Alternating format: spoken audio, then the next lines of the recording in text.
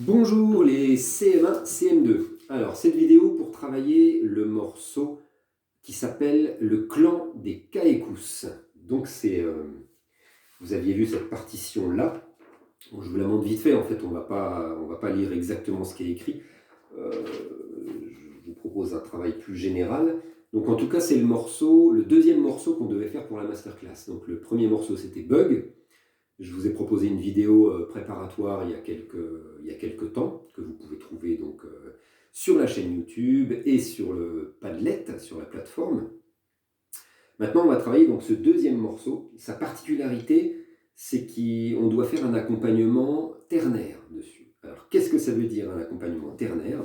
Nous, on a l'habitude, jusqu'à présent, principalement de jouer des rythmes binaires, c'est-à-dire quand je compte, mettons, on va faire un peu plus lent. Quand je compte 1 et 2 et 3 et 4, je vais faire 1 et 2 et 3 et 4 et 1 et 2 et 3 et 4. Ça, c'est binaire. Ça veut dire qu'en fait, sur chaque temps, il y a un et. Un et, ou deux et, ou trois et. Mais je veux dire, il y a un chiffre, une frappe, et un et. Voilà. 1 et 2 et 3 et 4 et 1 et 2 et 3. Donc on dit que les temps sont divisés en deux parties. Il y a la partie où on compte le chiffre et la partie du et. Et ces deux temps, c'est deux parties égales. 1 et 2 et 3 et 4 et. On pourrait compter à la limite tout le temps 1, 2, 1, 2, 1, 2, 1, 2, 1, 2. On appelle ça un rythme binaire. Un rythme ternaire, c'est quand on décompose le temps, c'est quand à l'intérieur du temps, il y a trois parties égales. Il n'y en a plus deux, il y en a trois. Donc là, par exemple, ça va donner, donc je ne compte plus les et, sinon ça ne va pas être possible. Donc si je fais en binaire, 1, donc 1, alors je compte d'abord les et, 1 et 2 et 3 et 4 sans les et, 1, 2, 3, 4, 1, 2, 3, 4. Donc là, j'ai toujours deux frappes par temps, deux parties égales. 1, 2, 1, 2, 1, 2. Et en ternaire, je vais faire 3. 1, 2, 3, 1, 2, 3, 1, 2, 3, 1, 2, 3, 1, 2, 3, 1. Et je peux continuer à compter mes temps. 1, 2, 3, 4, 1, 2, 3, 4. Donc j'ai bien 3 frappes, 1, 2, 3, une à droite et deux à gauche, alors que tout à l'heure j'avais une à droite, une à gauche. Si je prends un exemple, si j'arrive à le faire, hein, alors ça va un tout petit peu moins vite,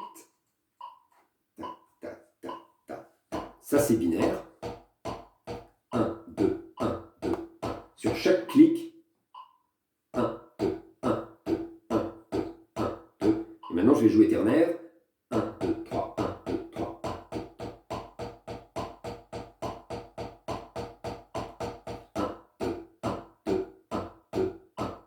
1, 2, 3, 1, 2, 3, 1, 2, 3, 1, 2, 3, 1, 2, 3.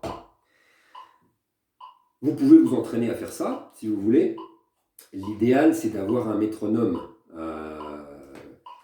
parce que c'est pas facile d'alterner comme ça. 1, 2, 1, 2, 1, 2, 3, 1, 2, 3, 1, 2, 3, 1. Parce qu'en fait, la main droite, elle doit aller toujours à la même vitesse. C'est que la main gauche qui change. Donc sans le métronome, c'est pas facile.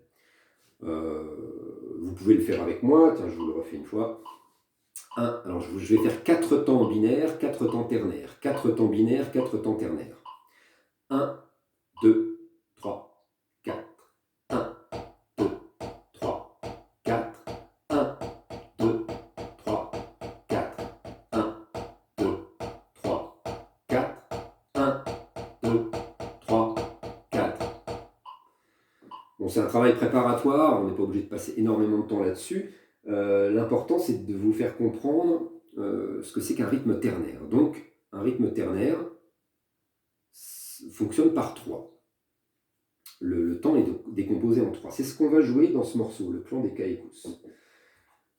Donc, au lieu d'avoir un débit comme les morceaux où on avait l'habitude, c'est-à-dire, on va avoir ça. Là, sur le ternaire, on va avoir quelque chose d'un peu plus, on pourrait dire bancal, ça va faire ou sautillant, ou swing, on pourrait dire. Alors là, qu'est-ce qui se passe? En fait, je ne joue pas les 3 coups. Je ne joue pas 1, 2, 3, 1, 2, 3, 1. J'en enlève un. On ne va pas rentrer dans ce détail qui n'est pas tellement important, mais le plus important, c'est d'entendre pour vous l'impression que ça fait. Pam, pam, pam, pam, pam, pam, pam, pam, pam, pam, pam. Et en binaire, c'était pam, pam, pam, pam, pam, pam. C'est plus carré, c'est presque plus raide, on pourrait dire. Et ternaire, pam, pam, pam, pam, pam, pam, ça rebondit. Voilà. C'est un peu comme un rythme de balle de ping-pong. Voilà, ce rythme-là, c'est le rythme de base qu'on va utiliser dans ce morceau. Alors, on va le jouer plus vite. Le tempo final du morceau, il est autour de cette vitesse-là.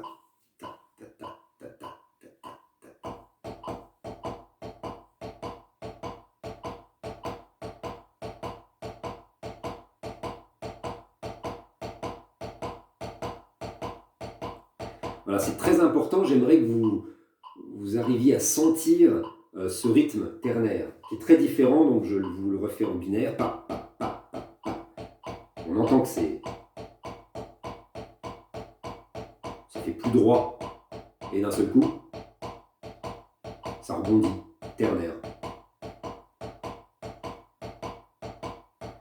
Donc ça, c'est le rythme qui est utilisé, entre autres, beaucoup dans toutes les musiques, comme le blues et le jazz. C'est pour ça que, si vous vous souvenez, quand on l'a travaillé, on avait réparti en groupes. Et donc, Ilana et Malo, vous jouiez sur la cymbale un rythme qu'on appelle le shabada, qui est le rythme caractéristique de l'accompagnement en jazz. Donc c'est ce même principe, sauf qu'on va le faire à une main. Donc petite parenthèse pour Ilana et Malo. Pam, pam, pam, pam, pam, pam, pam. Ça, c'est ce que vous allez faire sur la cymbale. Mais vous l'aviez déjà fait et c'était très bien. Donc, comme je vous disais sur d'autres vidéos, on peut donner des sons. On parlait de patafla, on parlait de tatita, titita, titita. Là, c'est shabada. Sha, shabada, shabada, shabada, shabada, shabada, shabada. Ternaire. Papam, papam. Ça vient se... Si je, avec ma main gauche, je joue ce que je vous jouais tout à l'heure aux deux mains comme accompagnement, et je mets le shabada par-dessus,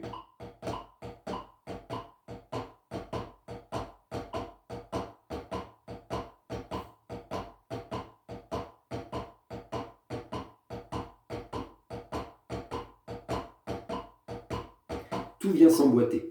Donc ce que j'aimerais, Ilana et Malo, vous faites le shabada, donc là sur un pad ou une caisse claire, si vous avez une cymbale, c'est l'idéal. Le shabada, juste avec la main droite.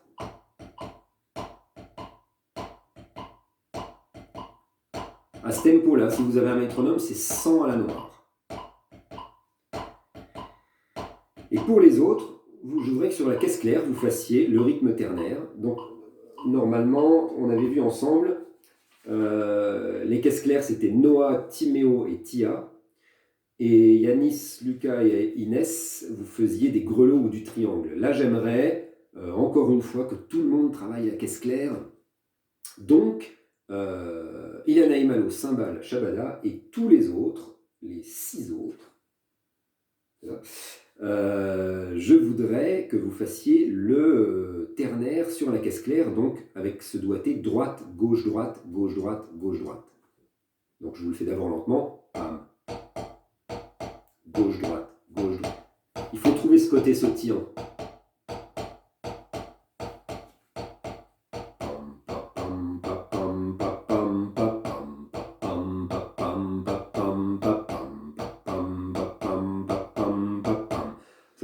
exemple une basse dans de la musique blues, ce ne sera pas vraiment tout à fait le même caractère que le morceau qu'on va jouer, mais encore une fois, c'est pour vous faire saisir l'esprit de ce rythme. Donc jouer au tempo.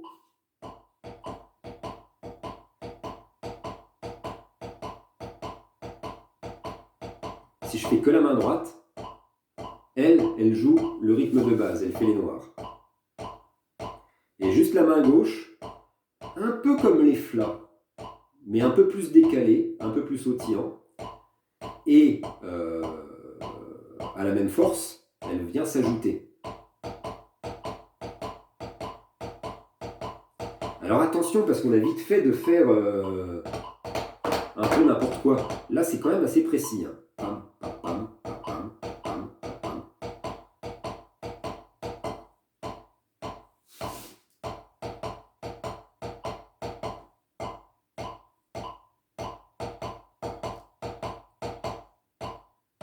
Voilà. Donc travaillez ça. Ça, c'est très important d'essayer de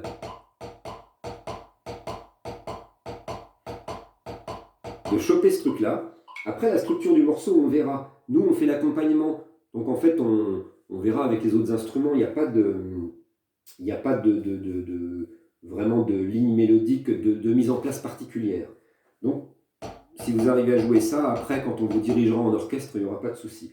Et donc, Ilana et Malo, le Shabada. Et si je fais les deux ensemble, à la fin, on entendra donc.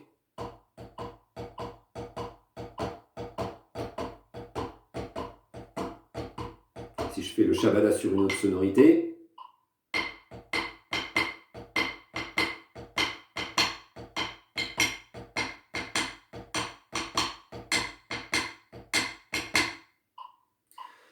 Voilà ce qui sera bien de pouvoir obtenir pour qu'on puisse jouer ce morceau. Je vous souhaite un bon travail et je vous dis à bientôt.